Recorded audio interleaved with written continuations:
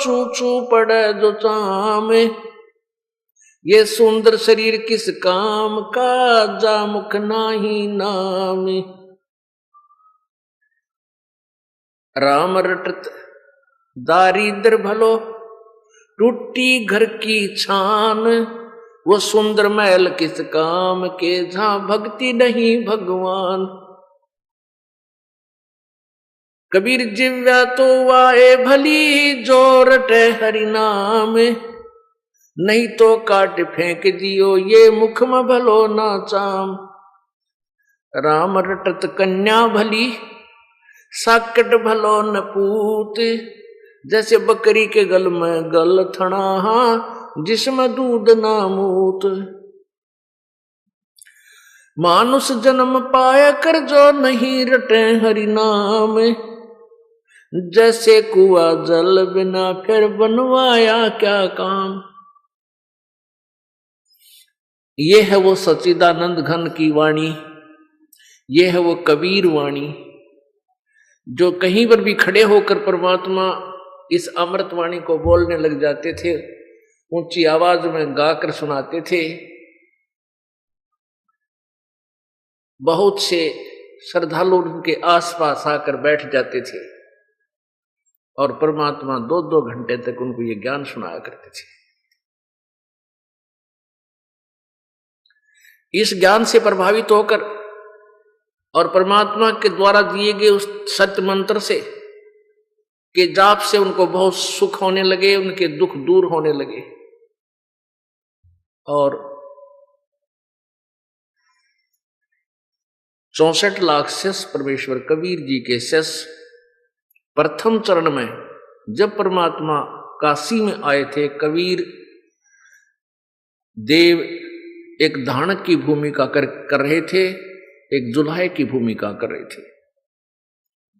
तो इस प्रकार वो परमात्मा अपनी अमृत वाणी को उच्चारण करके उच्चे स्वर तक गरज गरज कर सुनाते हैं और उनके द्वारा रची गई वो श्लोक शब्द कविताएं, यानी जो कविताओं के से लोकोक्तियों के माध्यम से जो ज्ञान सुनाए बोलते थे और वो जो लिपिबद्ध कर दिए गए, कहते उनके अनुयायियों को बहुत ही स्वादिष्ट यानी बहुत ही आनंदित करते हैं। जब वो परमेश्वर आते हैं और ऐसे लोकोक्तियों के माध्यम से ज्ञान प्रचार करने के कारण उनको प्रसिद्ध कवि की उपाधि भी प्राप्त होती है।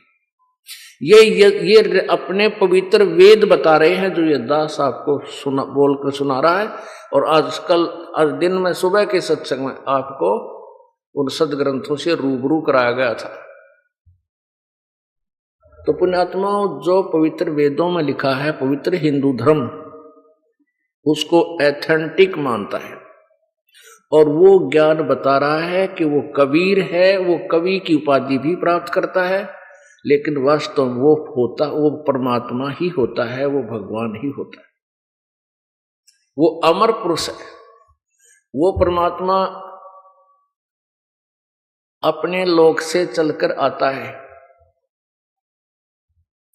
अपने तीसरे धाम यानी सतलोक से चलकर आता है, अमर लोक से, और यहां श्रेष्ठ आत्माओं को,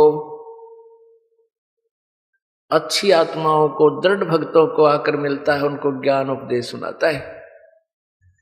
पुण्यात्माओं, ये सत्यनारायण कथा है जो दास आपको सुना रहा है। सत्यनारायण का अर्थ होता है अविनाशी परमेश्वर। अभी तक हम श्री विष्णु जी की कथा सुना करते थे और उसको सत्यनारायण कथा मानते थे।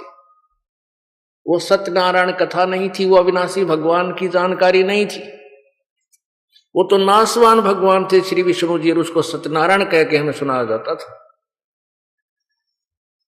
यह सत्यनारायण की कथा है। और पुण्य आत्माओं, आत्मा को इस परमात्मा की चाह उसी समय से महसूस हो गई थी जब से ये उससे बिछड़ी है। उसी की तलाश में भटक रहे हैं, कोई जंगल में जा रहे हैं, कोई पर्वतों की गुफाओं में बैठकर उसकी तलाश कर रहे हैं, कोई मंदिरों में ढूंढ रहे हैं, कोई मस्जिदों में ढूंढ रहे हैं, कोई गुरुद्वारों में खोज रहे हैं, कोई चर्च में, कोई तीर्थों पर। भटक रही है ये आत्मा अपने परम पिता की तरफ में। और ये मिसगाइडर, ये धोखेबाज, ये काल भगवान, ये ज्योति निरंजन, ये सरपुरुष, सर्वब्रह्म, 21 ब्रह्मांड का स्वामी, ये इन सभी को गुमराह किए हुए इसने अपने पुत्रों को, ब्रह्मा विष्णु महेश जी को भी सत्य नहीं बता रखा, इनको भी भ्रमित किया हुआ है अपना उल्लू सीधा करने के लिए। तो इसने अपने जगह जगह, काल भगवान ने अपनी प्रेरणा से जगह जगह ये नकली गुरु बना रखे। ये आत्मा चलती है भगवान के लिए, आगे मिलते हैं नकली गुरु संत मंडलेश्वर, और उनकी न जाने कितनी दंत कथा लोकवेद के आधार से कितनी प्रभुता और महिमा होती है।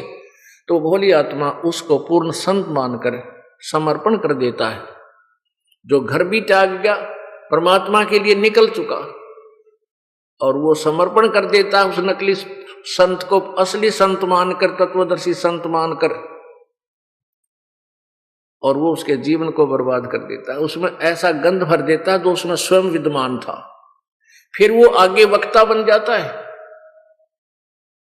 ऐसे इस काल ने इस तत्व ज्ञान से पूरे मानव समाज को वंचित रखा हुआ है। स्वयं परमेश्वर पूर्ण ब्रह्म आते हैं तत्वदर्शी संत की भूमिका करने के लिए, और वो उस यथार्थ ज्ञान का वर्णन करते हैं जो हमारे सदग्रंथों में विद्वान होता है। लेकिन उस समय के काल के प्रेरित वो नकली गुरु, नकली ऋषि, महर्षि, मंडलेश्वर उस परमात्मा का बहुत विरोध करते और करवाते हैं जनता को भ्रमित करके। परमात्मा कबीर जी के विषय में सुनाएंगे ये कथा धीरे धीरे। ऐसा जुल्म करवाया था इन नकली गुरुओं ने, दुष्टों ने, कबीर परमेश्वर का जो ना विरोध करके जनता को भ्रमित कर दिया। जुलाहा झूठ बोलता है, ये ब्रह्मा विष्णु महेश की निंदा करता है, वेद शास्त्रों की निंदा करता है, और कबीर परमेश्वर को बहुत यातनाएं दी गई। ये तो परमात्मा थे, उसको यातना वो दे नहीं सकते, फिर भी उन दुष्टों ने अपने कर्म खूब बिगाड़े। तो उस समय कारण क्या था कि हम सभी अशिक्षित थे, और काल के दूतों का दाव लगा रहा अभी तक। परमेश्वर को पता था कबीर जी को कि फिर पिछली पीढ़ी में एक शिक्षा का दौर करेंगे, पूरे समाज को शिक्षित बनाया जाएगा, मानव समाज को, पूरे विश्व को। और उस समय वही सदग्रंथ जिनको ये भोली आत्माएं अपना, जिस भी धर्म से संबंधित है, अपना यथार्थ ग्रंथ मानती है, ये भोली आत्माएं मानते हैं, और उन्हीं ग्रंथों में परमात्मा का परिचय दिया जाएगा। फिर ये स्वीकार करेंगे परमात्मा कौन है, इनका कल्याण होगा। तो उस समय परमात्मा स्वयं आए थे। कबीर जी एक तत्वदर्शी संत की भूमिका करने के लिए अपने सतलोक से आए, और प्रत्येक युग में परमात्मा जो बातें हैं ऐसी ही लीला करते हैं। एक शिशु रूप धारण करते हैं और एक कमल के फूल के ऊपर विराजमान होते हैं। सन 1398 में जो परमात्मा आए, लहर तारा तालाब बनारस में, काशी शहर में एक लहर तारा नामक तालाब था, उसके ऊपर फूल विकसित थे, कमल के फूल। उसमें परमात्मा आकर प्रकट हुए। एक अष्टानंद नाम के ऋषि, जो उस समय के सुप्रसिद्ध महर्षि श्री रामानंद जी के शिष्य थे, वो प्रत्यक्ष दृष्टा है कि वहां सतलोक से, एक ऊपर के लोक से एक बहुत जबरदस्त तेज आया, बहुत तेज पुंज आया। तेज पुंज का अर्थ होता है तेज का गुच्छा सा, पुंज समूह। जैसे सूर्य तेज पुंज है, ये साकार है, निराकार नहीं है। ऐसे ही परमात्मा अपने तेजोमय शरीर से नीचे आ रहे थे, बालक रूप धारण करके, हल्का तेज पुंज का रूप धारण करके, सरल करके। उसको भी अष्टानंद जी की ये चरम दृष्टि सहन नहीं कर सकी। सामने जब देखा ऊपर को, एकदम आंखें बंद हो गई। जैसे हम सूर्य की तरफ देखते हैं, देखते ही आंखें, ज्यादा देर सूर्य को नहीं देख सकती, आंखें बंद हो जाती हैं। जब आंखें बंद होती हैं तो सूर्य का प्रकाश नहीं दिखाई देता आंखों में, उसका आकार दिखाई देता है। ऐसे ही जब अष्टानंद जी की आंखें बंद हुई, आंखों में वो चमकारा सा लगा था बहुत तेज का, वो समूह सा नजर आ रहा था उसको, बच्चे का तेज इतना था परमात्मा का। आंखें बंद हुई तो उसमें बालक सा बन गया, क्योंकि उनका ओरिजिनल रूप बालक था, शिशु था। दोबारा आंखें खोली तो वो तेज लहर तारा तालाब के एक कोने में सिमट गया, और ऐसे देख रहा कि मुझे ऐसा चमका लगा और बालक की आकृति नजर आ रही है। अष्टानंद उठकर चले गए कि अपने गुरु स्वामी रामानंद जी से जानकारी प्राप्त करूंगा कि ये मेरी कोई भक्ति की उपलब्धि है या कोई मेरी भ्रमणा है। रामानंद जी को सारा दृष्टांत सुनाया अपने गुरुदेव को। अष्टानंद जी ने कहा कि स्वामी जी, एक आकाश से एक प्रकाश का गोला सा आया, मेरी आंखें उसको सहन नहीं कर सकी। जब आंखें बंद की तो उसमें एक बालक रूप बन गया, छोटा सा नवजात शिशु। ये मेरी भक्ति की कोई उपलब्धि है या मेरी भ्रमणा है? महर्षि रामानंद जी ने कहा कि बेटा, ऊपर के लोकों से जब अवतार गण आते हैं तो वो ऐसी ही लीला होती है, ऊपर से तारा सा टूटता है, वो यहां किसी मां के गर्भ में जन्म लेंगे और कोई लीला करेगा, कोई ऊपर के लोक से कोई शक्ति युक्त पुरुष आया है। अब रामानंद जी ने जैसा ज्ञान था अपने शिष्य की संतुष्टि कर दी। उधर से नीरू नीमा नाम के दो मुसलमान जुल्हाए थे, वैसे उनके उसी जन्म में वो पहले गौरी शंकर और सरस्वती नाम के ब्राह्मण थे, शिवजी के पुजारी थे। अन्य ब्राह्मणों से उनका जो प्रभाव काशी के व्यक्तियों में बहुत था, क्योंकि वो निस्वार्थ कथा किया करते भगवान विष्णु जी की, विष्णु पुराण की। और अन्य ब्राह्मण लोग थे वो अपना जैसे भी कर्म कांड करते थे पैसे के लालच में। तो गौरी शंकर कथा किया करता था, जो भी दक्षिणा आ जाती थी उसमें अपना भोजन योग्य रख लेता था, बाकी भंडारा कर देता था। वो लालची नहीं था, किसी को भ्रमित नहीं करता था। इससे काशी के अन्य ब्राह्मण ईर्षा रखते थे उस गौरी शंकर से कि सभी लोग इसके पास जाते हैं, इसकी जगह जगह प्रशंसा करते हैं, इसको बहुत दान करके आते हैं, उससे बहुत ईर्षा करते थे। इस बात का ज्ञान मुसलमानों को हो गया कि सबसे ज्यादा प्रचार ये हिंदू धर्म का ये गौरी शंकर कर रहा है, और इसको मुसलमान बना दिया जाए तो ये ठप हो जाएगा, और अन्य जो गुरु लोग हैं, जो ब्राह्मण हैं, वो इसे ईर्षा करते हैं, तुम्हारा विरोध भी नहीं होगा। उन्होंने ऐसा ही कर दिया। गौरी शंकर और सरस्वती को मुसलमान बना दिया, अपना पानी छिड़क दिया उनके घरों में, उनके मुंह में फेंक दिया। ब्राह्मण लोग देख रहे थे, उन्होंने ढिंडोरा पीट दिया, मुनादी करा दी उन नकली गुरुओं ने कि गौरी शंकर मुसलमान बन गया है, उसको धिक्कार कर दिया, उसको रिजेक्ट कर दिया है, जाति से निकाल दिया है। ऐसा ही हो गया, गंगा में स्नान करना बंद करवा दिया। तो गौरी शंकर और सरस्वती दोनों विवश हो गए। मुसलमानों ने उनके नाम अपनी रीति से नाम चेंज कर दिया। गौरी शंकर का नाम रख दिया नूर अली, और सरस्वती का नाम रख दिया नियामा। तो उसको नीमा कहने लगे, नूर अली को नीरू कहने लगे। उनका कोई संतान नहीं थी, 60 साल की उम्र हो गई थी, कोई संतान नहीं थी। भले ही वो मुसलमान बन गए थे, लेकिन भगवान शिव जी को भूल नहीं पा रहे थे।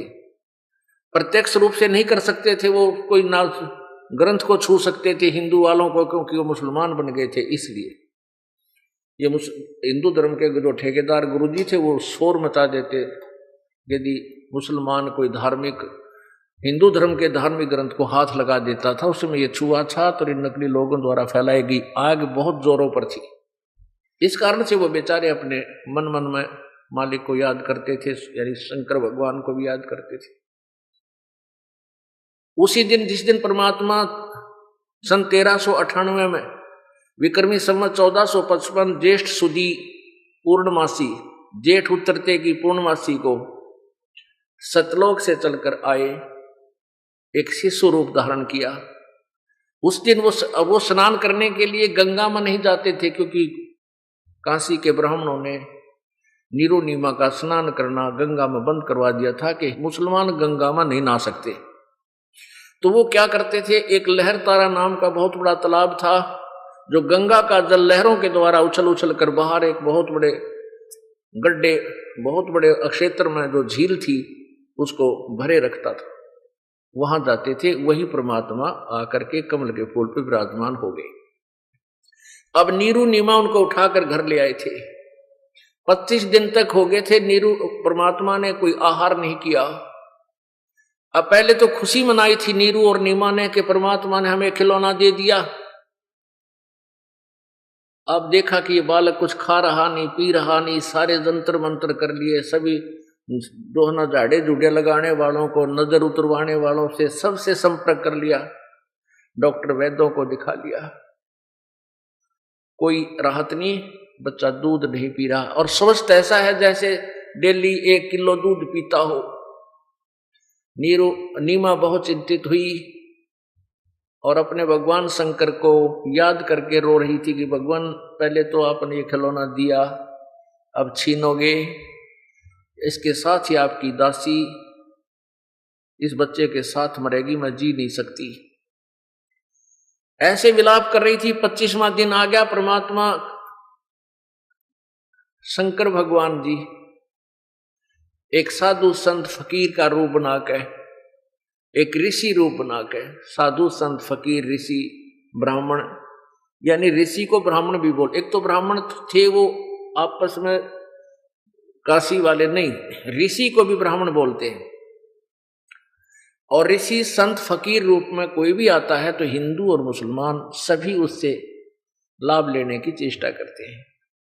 तो परमात्मा भगवान शंकर जी वहां एक साधु रूप में विराजमान हुए। नीमा रो रही थी तो भगवान शंकर ने यानी साधु ब्राह्मण रूप में, ऋषि रूप में पूछा कि बेटी क्या बात है, क्यों इतनी चिंतित कैसे है। सारी कहानी बताई नीमा ने कि भगवान पहले तुम्हारे संतान नहीं थी, एक दिन भगवान शंकर जी ने हमारे ऊपर रहम किया, ये खिलौना दिया, एक कमल के फूल पर हमें ये बालक मिला। आज 25 दिन का हो चुका है, ये बालक कुछ नहीं खा पी रहा, इसलिए रो रही हूं कि ये बालक मरेगा, मैं भी साथ मरूंगी, इस बालक बिना के बगैर मैं जी नहीं सकती। ना जाने इसने क्या जादू कर रखा मेरे ऊपर, इसमें मेरी विशेष ममता हो चुकी है। शंकर भगवान ने वो कहा कि लाओ बच्चा कहाँ है। नीमा ने उठाकर वो बच्चा पालने थे और शंकर भगवान के चरणों में रखना चाहा। चरण जैसे इन्होंने नीचे डालना चाहा तो बालक ऊपर को उड़ गया और श्री शंकर भगवान के शीश के बराबर आकाश में विराजमान हो गया। फिर शंकर भगवान ने ऐसे प्रार्थना की, उनके हाथों में आ गए और फिर शंकर भगवान से परमात्मा नवजात शिशु रूप में प्रकट, 25 दिन के शिशु के रूप में प्रकट भगवान पूर्ण परमात्मा कबीर देव ने, सर्वशक्तिमान परम अक्षर ब्रह्म ने कहा कि शंकर जी इनको कहो कि कुंवारी गाय लावे और कुंवारी गाय के ऊपर आप अपना हाथ रख देना, वो दूध देवेगी। और इनको कहना कि एक कुम्हार से साफ पात्र भी साथ ले आओ, एक मटका गढ़ा छोटा सा, उस दूध को पिया करूंगा। आपका समाधान बता दिया।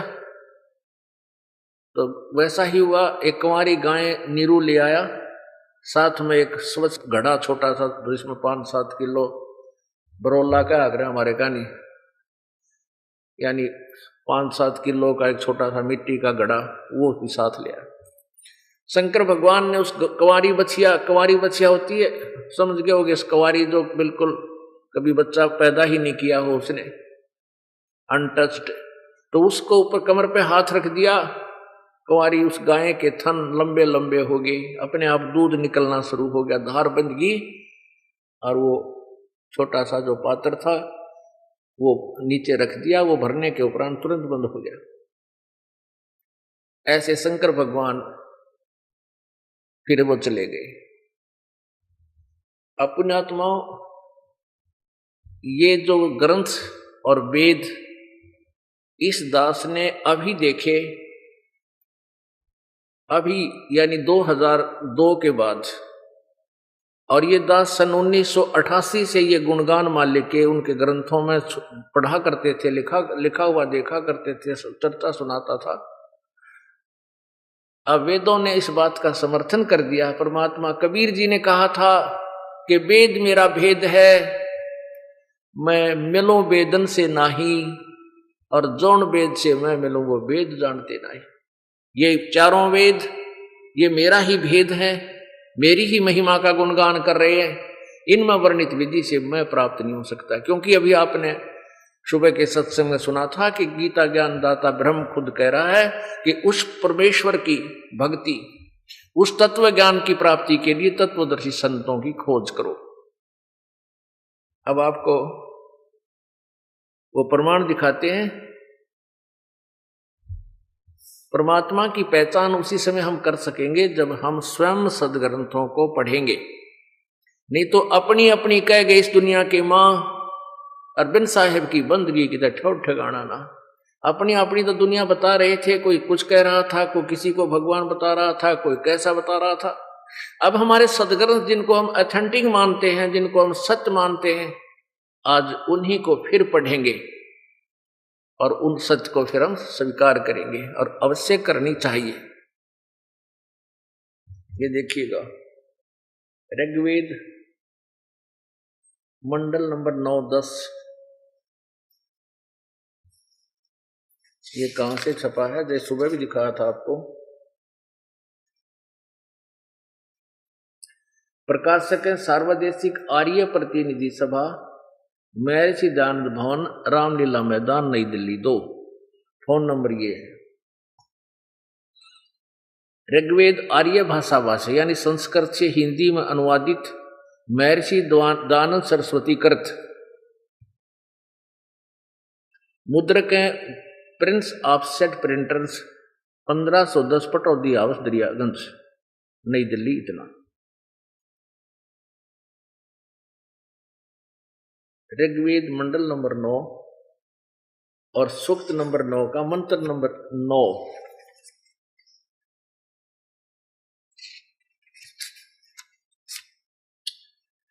अब ये 9 मंडल यहां से देखिए आप।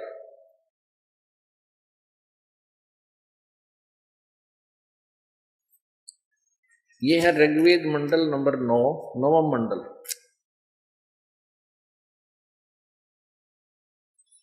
नवम मंडल यानी 9वां मंडल। इसका प्रथम मंत्र, हे सोम स्वभाव परमात्मन, यानी परमात्मा का जिक्र।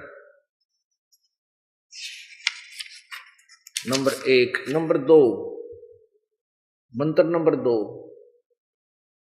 हे परमात्मन। नंबर 3, हे परमात्मन। नंबर 4, हे परमात्मन। कहने का भाव ये है कि इन्होंने सब जगह परमात्मा। नंबर 5 में हे परमात्मन। नंबर 6 में हे परमात्मन अनुवाद करते समय, और 7 में। अब यहां से गड़बड़ी शुरू कर दी इन्होंने। उस पुरुष को ज्ञान यज्ञ में भली प्रकार ग्रहण करती है, 10 संख्या वाली स्वयं गतिशील वृत्तियां जो अति सूक्ष्म है, प्रकाश रूप ज्ञान के भाव में 10 धर्म के स्वरूप उसे आकर प्राप्त होते हैं। अब यहां गड़बड़ शुरू कर दी। अब यहां तक तो ये परमात्मन परमात्मन करते आ रहे थे, यानी महिमा तो परमात्मा की कही जा रही है। अब यहां गड़बड़ शुरू कर दी। 8वें में क्या लिखा है? उस पुरुष को उग्र गतियां प्रेरणा करती हैं और भासमान शरीर को वह पुरुष प्राप्त होता है। भासमान प्रकाशमान शरीर को वह परमेश्वर धारण करता है। अब यहां परमात्मन क्यों ना लिखा? अब वही है जैसे गीता का अनुवाद करने वाले जहां विचलित हुए वही अड़ंगा कर दिया, विचलित हो गए। तो इन्होंने यहां लिखना था पुरुष की जगह पर परमात्मा लिखना था। अब पुरुष पढ़ के आगे चल पड़ता आदमी की तो को पुरुष परस के बारे में बोल रहा क्या होगा आगे चलो, क्योंकि हम सदग्रंथों से परिचित नहीं थे। अब आगे देखो ऋग्वेद मंडल नंबर 9 सूक्त नंबर 1 का मंत्र नंबर 8, यहां लिखना चाहिए उस परमात्मा को उग्र गतियां प्रेरणा करती हैं। उग्र गति माने यहां है जो विशेष परिस्थितियां, जब यहां हाहाकार मचती है, अधर्म का नाश होता है, धर्म के उत्थान के लिए पूर्ण परमात्मा आता है, प्रेरणा करती है। और भासमान शरीर को वह पुरुष, भासमान शरीर को वह पुरुष प्राप्त होता है। भासमान माने तेजो में, साकार साकार यानी तेजो में शरीर को वो परमात्मा प्राप्त होता है। आगे देखो वह पुरुष लिख दिया, परमात्मा ने क्यों ना लिखा? आगे देखो और जिसमें ऐसा शरीर उस जिसमें 3 प्रकार से दूसरों का वारण करने वाला मधु में शरीर मिलता है, 3 प्रकार से। अब देखो परमात्मा कई प्रकार से अपना शरीर धारण करता है। एक तो ओरिजिनल शरीर है सतलोक के अंदर परमात्मा का, एक रोमकूप में करोड़ सूर्य और करोड़ चंद्रमा मिला दे तो भी एक रोमकूप की रोशनी उन सूर्य, करोड़ सूर्य और करोड़ चंद्रमा की रोशनी प्रकाश से अधिक है। और दूसरा वो जैसे शिशु रूप धारण करके आए, अपना रूप को सरल करके प्रकट हुए, बालक रूप धारण किया ऐसे। और तीसरा रूप ऐसा होता है जो अपनी वचन शक्ति से वो कहीं भी प्रकट हो जाते हैं, किसी भी युवा रूप में, बूढ़े रूप में, यानी कहीं भी वो किसी भी रूप में प्रकट हो सकते हैं। ऐसे उस वो परमात्मा 3 प्रकार से अपना शरीर धारण करता है, बनाता है। आगे देखो 9 में कमाल हो गया। ऋग्वेद मंडल नंबर 9 सूक्त नंबर 1 का मंत्र नंबर 9, ये 8 आपने पढ़ा, ये 9। उस सोम स्वभाव वाले पुरुष को, सोमम माने अमर पुरुष को, यहां अमर पुरुष लिखना था। उस सोम स्वभाव वाले पुरुष को परमात्मा लिख देते यहां पर, परमात्मा को जो शिशु रूप में, शिशुम जो शिशु रूप में होता है, सब प्रकार अभी अधन्या। देखो ये है अभी शब्द है, ये अधन्या, अधन्या माने बिना धनाई।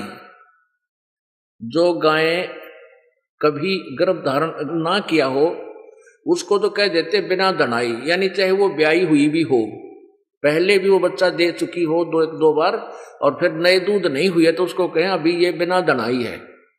और अभी अधन्या यानी बिल्कुल टच भी ना की हो, हुआ हो अभी तक, यानी कंवारी, अभी अधन्या कंवारी।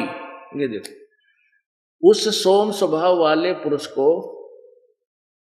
कुमार अवस्था में, यानी जो शिशु रूप में प्रकट होता है, बालक रूप धारण करके आता है वो परमात्मा, तो सब प्रकार से अभी अधन्या यानी कभी भी पूर्ण रूप से, सब प्रकार से, यानी अनटच कंवारी गौएं तृप्त करती है, यानी उनका दूध पीता है वो परमात्मा। वैसे जिसका अर्थ दास ने किया वो बहुत ही यथार्थ है। आगे देखो 10वें में विज्ञानी पुरुष, इसी भाव से, ये परमात्मा लिखना था, वो परमेश्वर इसी भाव से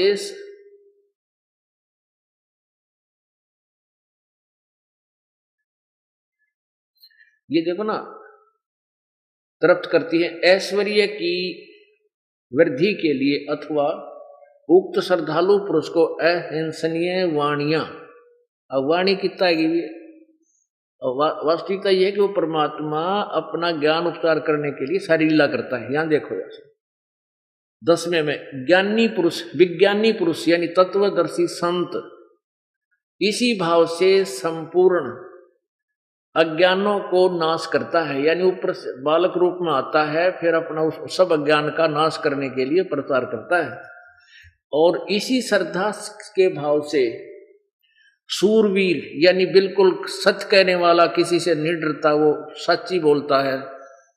सूरवीर अपनी वीरता के मध्य में मस्त होकर ऐश्वर्य को प्राप्त होता है। ये अर्थ कुछ और बनता है कि वो परमात्मा जब आते हैं, बालक रूप धारण करते हैं, तो निर्भय होकर सच्चाई को, कटु सत्य को सबके सामने सरेआम बोलते हैं, वो परमात्मा। इसका अर्थ ये है। अब आइएगा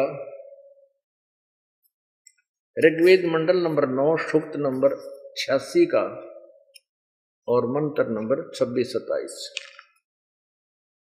ऋग्वेद मंडल नंबर 9 सूक्त नंबर 86 और इसके 26 मंत्र में क्या कहा है, उसका नाम दिया परमात्मा का।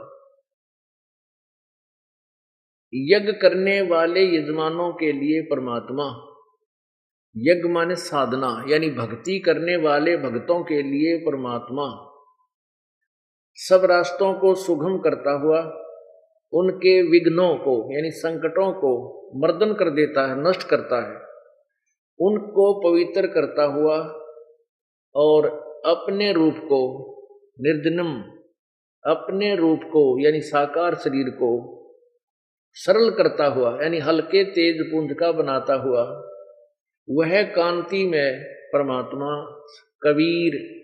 इन्होंने कबीर का अर्थ लिख दिया सर्वज्ञ, यहां लिखना था वो कबीर देव विद्युत के समान क्रीड़ा करता हुआ यानी लीला करता हुआ वर्णीय पुरुषों यानी श्रेष्ठ पुरुषों को प्राप्त होता है। आगे देखो किस लिए आता है 27 में, प्रेम की वे सैकड़ों धाराएं जो नाना रूप में स्थिति को लाभ कर रही हैं, वे परमात्मा को प्राप्त होती हैं। प्रकाश पुंज परमात्मा को, प्रकाश पुंज को प्राप्त होती हैं।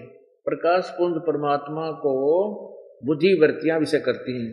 जो परमात्मा धूलोक के तीसरे पृष्ठ पर यानी स्थान पर विराजमान है, प्रकाश रूप है, उसको बुद्धिवृत्तियां प्रकाशित करती है। अब देखो स्पष्ट कर दिया कि वो परमात्मा कहीं एक स्थान पर है। जैसे आपने दिन में सुबह ऋग्वेद मंडल नंबर 9 सूक्त नंबर 96 के मंत्र नंबर 16, 17, 18 में यही देखा था, फिर देख लीजिए, क्योंकि ये तो भाई भोजन है, पुण्यात्माओं आत्मा का आहार है। सुबह खाना खाते हैं स्वस्थ व्यक्ति तो शाम को भूख लगती है, और थाली में रोटी दिखते हैं लाल पड़न लग जाएगी, बस फटाफट ले आओ, भूख लग रही है, क्यों स्वस्थ है तो रुचि कर खाता है। जैसे आपने 100 बार भी, लाख बार भी जब मालिक की चर्चा सुनते हो, और जितनी बार भी आप सुनते हो आनंदित होते हो, तो आप स्वस्थ हो। यदि आपके मन में नो माथा ठनका है, महाराज जी तो बार बार वो बात बताओ है, तो आपके अंदर फिर अस्वस्थता पैदा होगी, आप रोगी हो गए, आपकी आत्मा रोगी हो चुकी है। ये कभी नहीं आना चाहिए। ये तो अमृत आहार गदगद मिला।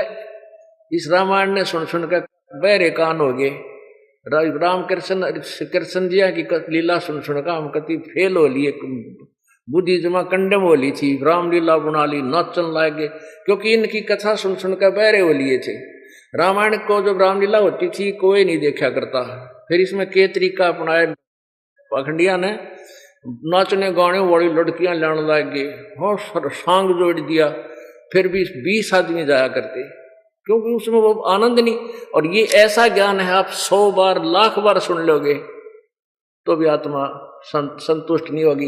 एक बार होगी, फिर सामने फिर भूख लगेगी, यानी फिर चाह बनेगी। तो ऐसे अगर आपका है तो आपकी आत्मा, आपकी भक्ति स्वस्थ चल रही है, और मन में फिर यही आता है कि बार बार वही सुनाते हैं, तो आप रोगी हो लिए। यानी थाली में दरी रोटी ने और सुबह खाई थी, शाम को फिर रुचि नहीं बन रही है, तो आपको कोई ना कोई गड़बड़ी हो रही, आप बुखार होने वाला है या कोई बदहजमी हो रही है, उसका ट्रीटमेंट क्या है, कि कड़वी दवाई खावे ना रुचि हो तो भी।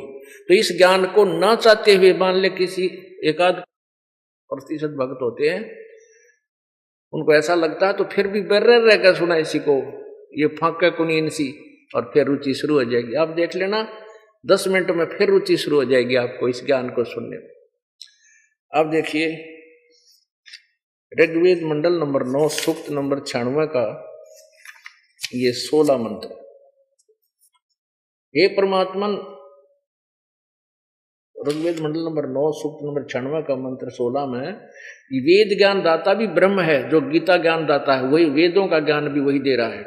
वो कह रहा है हे परमात्मन, हे पूर्ण परमात्मा, सर्वोपरि रहस्य श्रेष्ठ जो नाम, ये संस्कृत है कोष्ट में ब्रैकेट में, जो तुम्हारा संज्ञा यानी तुम्हारा नाम है, आप उसका ज्ञान कराएं।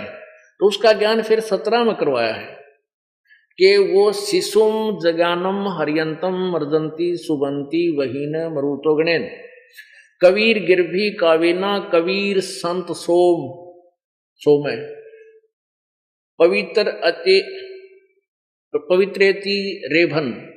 वो पूर्ण परमात्मा सोम पुरुष, सोम वो अमर पुरुष है, ये शिशु रूप जो धारण करके जानबूझकर जज्ञानम सब इच्छा से अपनी जानबूझकर प्रकट होता है, वो साकार होता है।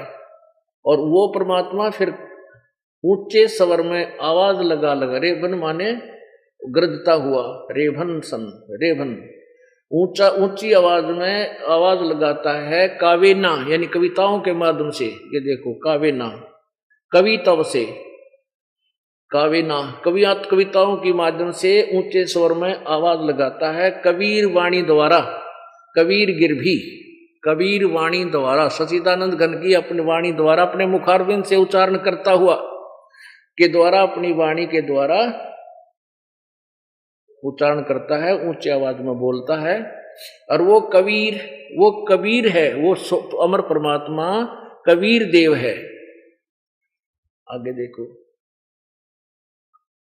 इन्होंने कबीर, इस कबीर गिरवी को 2 भागों में बांट दिया। कवि का अर्थ लिख दिया कवि लोग, और ये गिरभी लिख दिया वाणी द्वारा। तो हम यहां लिख दें कबीर वाणी द्वारा, कबीर का अर्थ कबीर लिख दें, कबीर हम वह बोलते हैं वह को, कबीर वाणी।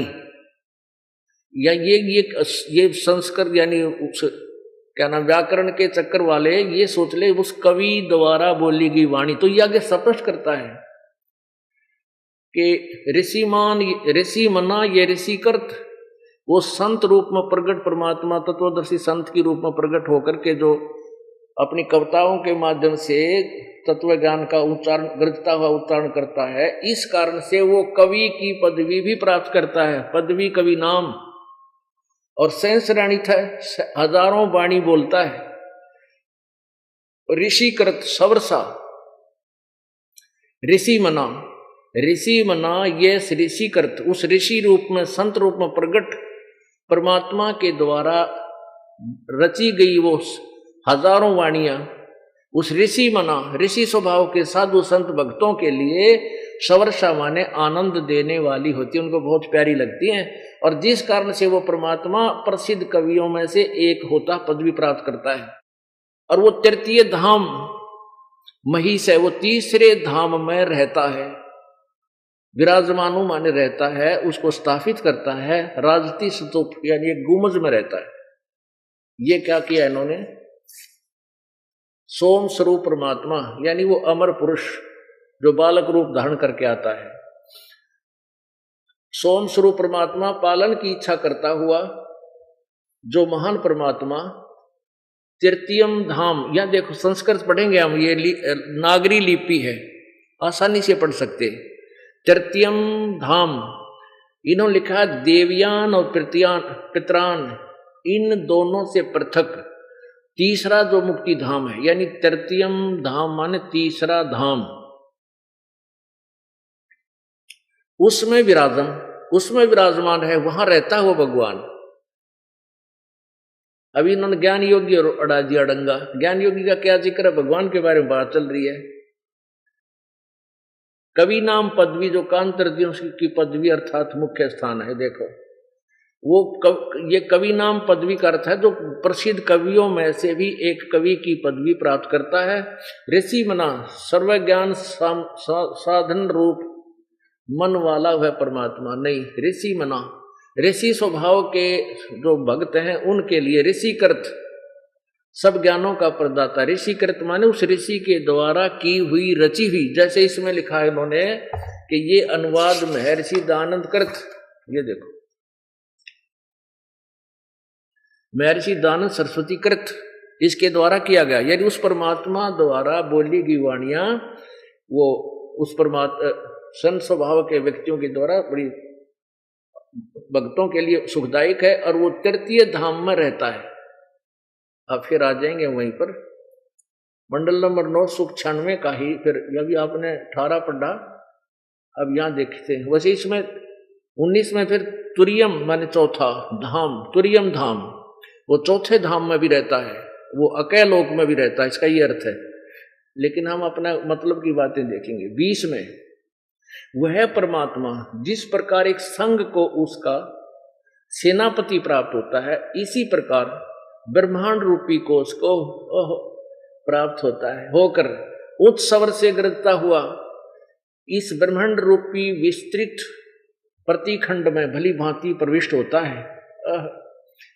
अब क्या स्पष्ट कर दिया कि वह परमात्मा ऐसे वेल नोन होता है, ऐसे सुप्रसिद्ध होता है, जैसे एक सेनापति बहुत बड़ी सेना का अध्यक्ष होकर उसको कमांड करता है। तो परमात्मा कबीर जी आए थे तो उस समय 64 लाख शिष्य थे प्रभु के, वो उनका एक ही कमांडर था। कहते ऐसे भी लीला करता है। तो वो कैसे आता है वहां से, तीसरे धाम से, देखिएगा इसी में ऋग्वेद मंडल नंबर 9 सुख 96 के मंत्र 20 को हम पढ़ रहे हैं। वह परमात्मा जिस प्रकार एक संघ को उसका सेनापति प्राप्त होता, इसी प्रकार ब्रह्मांड रूपी कोश को प्राप्त होकर उच्च स्वर से गरजता हुआ इस ब्रह्मांड रूपी विस्तृत प्रतिखंड में भली भांति प्रविष्ट होता है। यानी वहां से चलकर आता है, यहां प्रवेश करता है। जैसे न माने मरिय न, यानी मनुष्य की तरह, जैसे मनुष्य सुभर शरीर को धारण करता हुआ, यानी मनुष्य के समान अन्य हल्के तेजपुंज का शरीर धारण करता हुआ परमात्मा अत्यंत गतिशील पदार्थ के समान, यानी बिजली के जैसे चमके की तरह क्षण एक में प्राप्ति के लिए, इसका अर्थ है वो नीचे आता है। घना नाम यानी बहुत बड़े, बहुत ज्यादा स्पीड से आता है। अब आप फिर आते हैं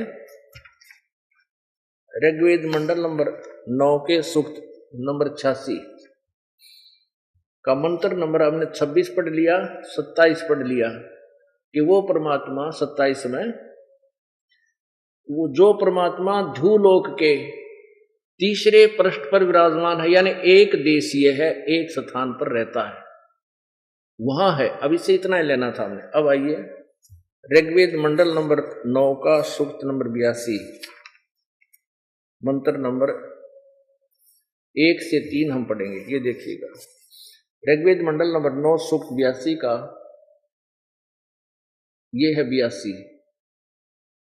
82 सूक्त है, और इसका मंत्र नंबर 1। इसमें क्या लिखा कि जो सोम माने सर्व उत्पादक प्रभु परमात्मा प्रकाश स्वरूप है, अरुष माने रूप, प्रकाश रूप है, सद्गुणों की वृष्टि करने वाला, पापों को हरण करने वाला, पाप नाशक, वह राजेव, संस्कृत है राजेव, राजा के समान, राजा की तरह, इन्हीं के शब्दों में अनुवाद में राजा के समान दर्शनीय है। वह पृथ्वी आदि लोक लोकांतरों को चारों ओर शब्दमान हो रहा है।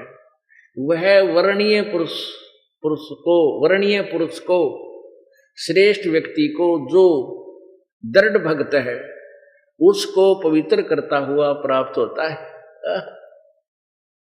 यानी दृढ़ भक्तों को आकर प्राप्त होता है। जिस प्रकार विद्युत यानी बिजली की तरह, बिजली विद्युत स्नेह वाले स्थानों को आधार बनाकर प्राप्त होता है। जैसे पहले एक कहावत सुना करते, नु क्या करते भाई, काले सांप पे बिजली बड़ी शीघ्रता तो पड़े है, यानी काले सांप पे बिजली पड़ेगी।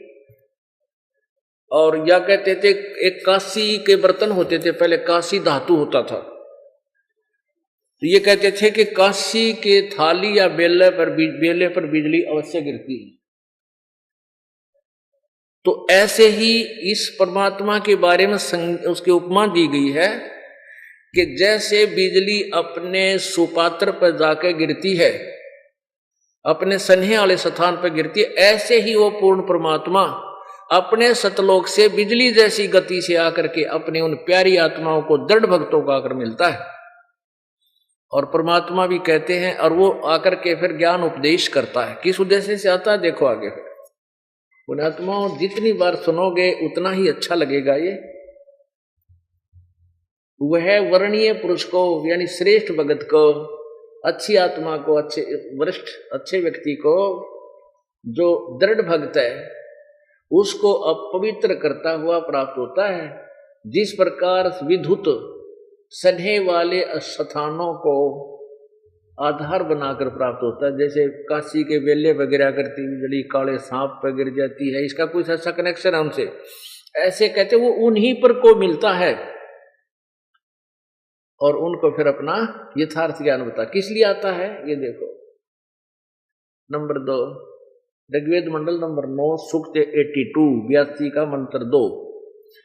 हे परमात्मन, उपदेश करने की इच्छा से आप महापुरुषों को प्राप्त होते हो, श्रेष्ठ व्यक्तियों को मिलते हो, और आप अत्यंत गतिशील पदार्थ के समान हमारे आध्यात्मिक यज्ञ को, यानी जहाँ धार्मिक अनुष्ठान शास्त्र अनुकूल होते हैं, जैसे सत्संग चल रहे हैं, यहाँ परमात्मा विद्यमान रहते हैं। हमें नहीं दिखाई देते, वो अदृश्य अलग बात है,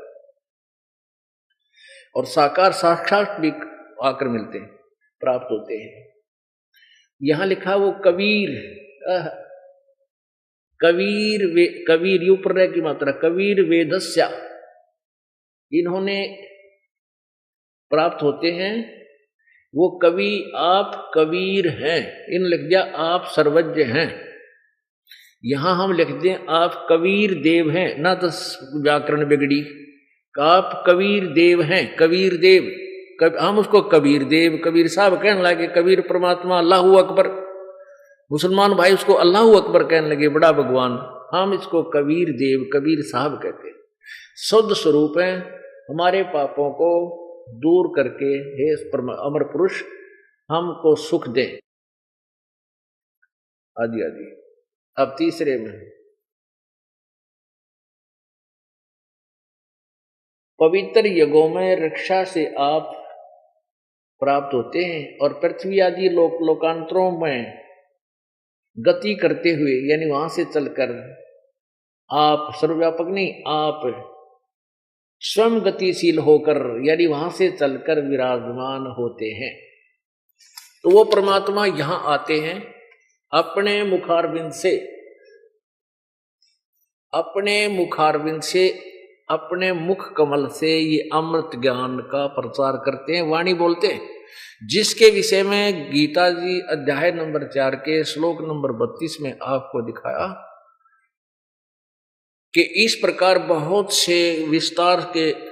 ही विस्तार से इस प्रकार के यज्ञ यानी धार्मिक अनुष्ठानों की जानकारी जो 25 से लेकर गीता जी अध्याय नंबर 4 के 25 से लेकर 30-31 तक के मंत्रों में है, इससे अलग और विस्तार से उस सच्चिदानंद घन ब्रह्म की वाणी में विस्तार से कही गई है। उस सच्चिदानंद घन की वाणी में, कबीर वाणी में, जो गीता ज्ञान और वेदों ज्ञान से भिन्न है, अलग है। यजुर्वेद अध्याय नंबर 40 के श्लोक नंबर 10 से लेकर 13 में 2 बार कहा है कि उस वेद ज्ञानदाता और गीता ज्ञानदाता एक ही है, ये सर ब्रह्म, जिसको ब्रह्म ही बोलते हैं। तो वेदों का ज्ञान भी वही बोल रहा है। वो कह रहा है कि परमात्मा के बारे में कोई तो उत्पन्न होने वाला कहता है, कोई कहता वो उत्पन्न नहीं होता। उसके विषय में यथार्थ जानकारी भी तत्वदर्शी संत ही बताएंगे, उनसे सुनो। इससे सिद्ध है कि वेद ज्ञान भी इनकम्प्लीट है और उससे अलग कोई और ज्ञान है जो तत्वदर्शी संत बताएंगे। प्रसंग चल रहा था कि गीता जी अध्याय नंबर 15 के श्लोक नंबर 1 में, गीता जी अध्याय नंबर 4 के श्लोक नंबर 34 में जिस तत्वदर्शी संतों के विषय में कहा है उसकी पहचान बताई है कि वो तत्वदर्शी संत होगा कैसा। अब गीता जी अध्याय नंबर 15 का श्लोक नंबर 1 हम फिर देखेंगे। ये सुबह भी दिखा दिया था, लेकिन अब क्योंकि वह बात है सुबह रोटी खाई तो शाम में भी खाएंगे और शाम के समय कुछ श्रोता भी बदल जाते हैं, सुबह वाले चले जाते हैं, शाम को भी आते हैं। फिर देखिएगा श्री मद् भगवत गीता और इसके अनुवादक हैं जय दयाल गोविंद का। ये कहाँ से प्रकाशित है? प्रकाशक एवं मुद्रक हैं गीता प्रेस गोरखपुर, गोविंद भवन कार्यालय कोलकाता का संस्थान। अनुवादक हैं जय दयाल गोविंद का। इसके अध्याय नंबर 15 के और श्लोक नंबर 1 को हम फिर पढ़ेंगे। इन पवित्र सदग्रंथों से जब तक आप रूबरू नहीं होलोगे आपको विश्वास नहीं हो सकता, क्योंकि हमने अज्ञान घना सुन रखा है। ये 15वां अध्याय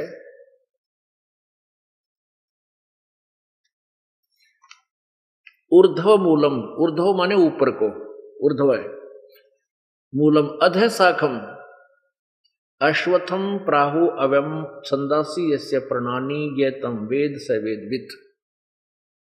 परमात्मा कबीर परमेश्वर कबीर देव जी ने स्वयं एक तत्वदर्शी संत की भूमिका करते हुए बताया था, अक्षर पुरुष एक पेड़ है, निरंजन वा की डार और तीनों देवा शाखा है, ये पात्र रूप संसार।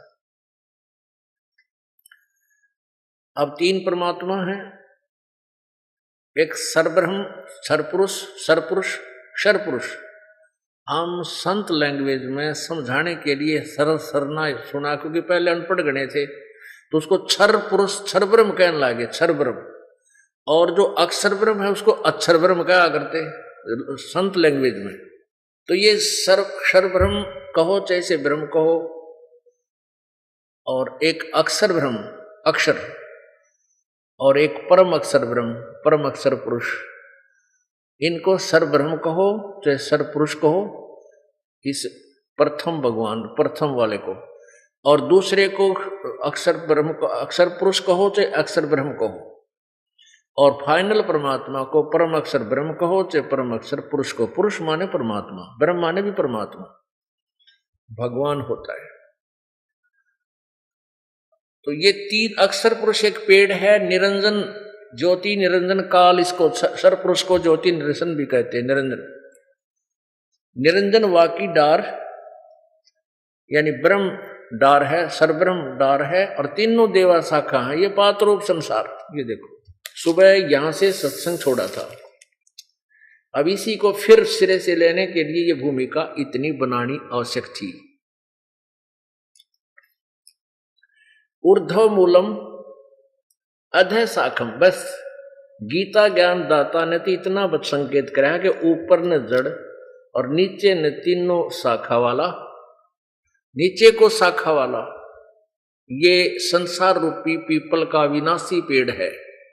और जो संत इसको तत्व मूल सहित जानता है, यानी जड़ से लेकर पत्तों तक शाखाओं तक भिन्न भिन्न बताता है, स वेदवित्।